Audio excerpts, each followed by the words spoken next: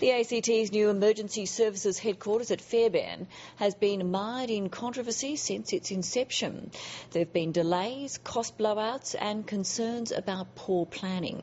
Some staff were forced to move out when the building was flooded, and now unions are concerned that the purpose-built building is about to be outgrown. Canberra's deadly 2003 firestorm highlighted the need for a new emergency services headquarters.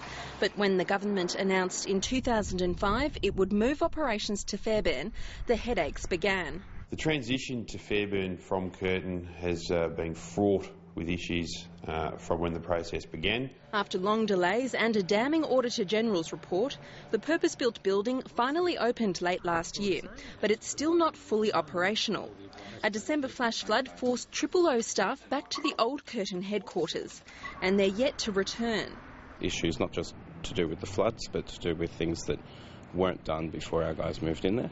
Our members are still concerned that the Communications Centre needs to meet industry standards when it comes to infrastructure and equipment. Staff hope to move back soon, but the unions say it should never have come to this. The lack of effective and meaningful consultation has meant that we ended up with a facility that was not necessarily up to scratch for our members to move into. It was always the case that as the transition to the new headquarters occurred, a range of issues would be identified by staff and that they would be rectified as the relocation took place. Something you need to get right first time.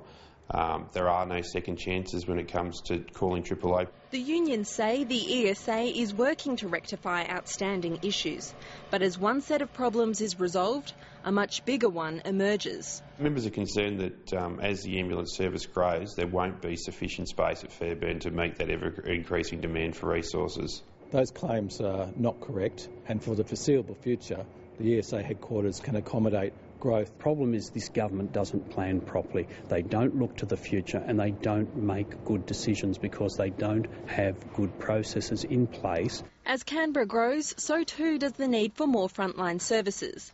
And the unions are worried what past experience might mean for future projects.